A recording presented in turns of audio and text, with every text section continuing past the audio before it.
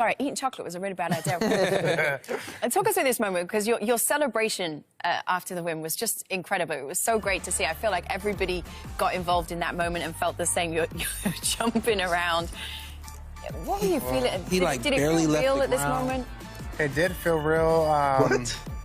But at that moment that I'm jumping around, that I see, I was just so blessed, man. So happy, excited. I was jumping like a little kid, you know, in the ring.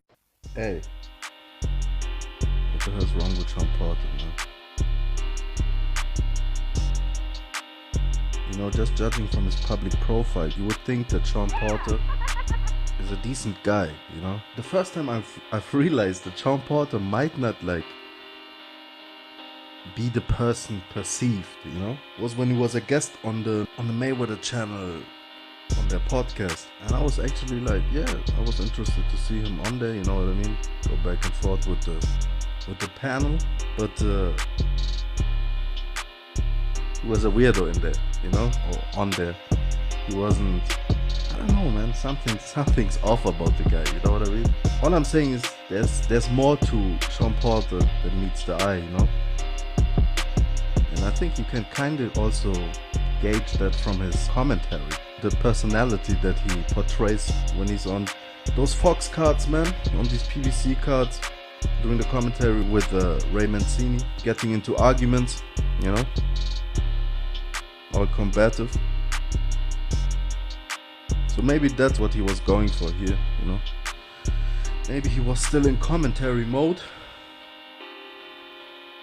And I'm assuming that comes from a friendly place, you know what I mean? Like a friendly back and forth clash of generations, you know? Ray Mancini, Sean Porter. Maybe that's something the producers tell them, you know?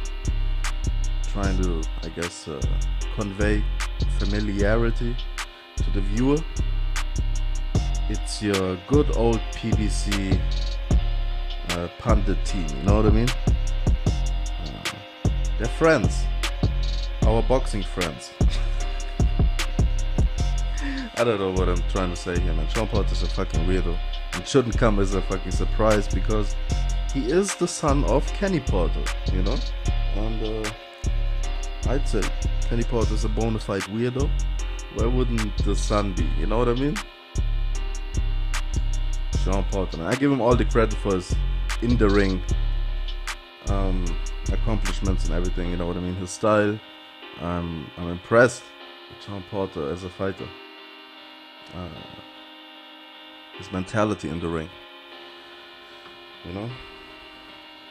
And I think he does actually go a little underrated when it comes to boxing ability. He's more well-rounded than maybe more beautiful to the eye fighters, you know what I mean?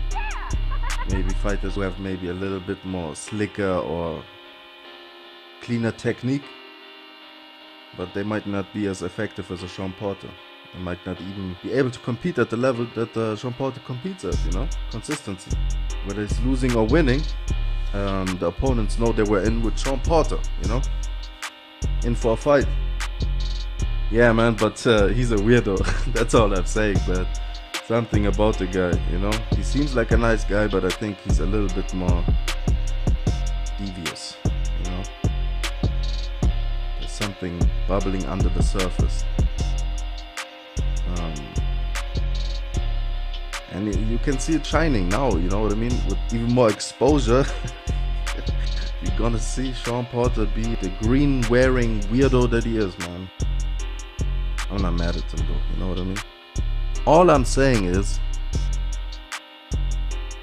he's more than just like a God-fearing, family-valuing overachiever. He's pretty decent in keeping up that persona of being like this respectful, respectable young man.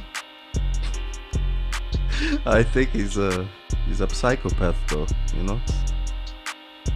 Which isn't a bad thing. I'm not saying it's a bad thing. I mean, I'm just saying.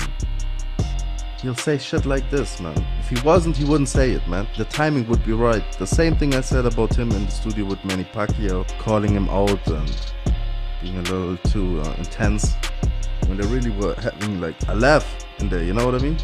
Discussing the, at the time, upcoming fight against Adrian Broner. But Sean wanted part of that, of the Pacquiao payday, you know what I mean? He wanted in on the sweepstakes. Yeah. And yeah, man, listen back to that shit when Pacquiao was on there with them. Sean Porter tried to force Manny Pacquiao to sing. Yeah, that's all I'm saying, man.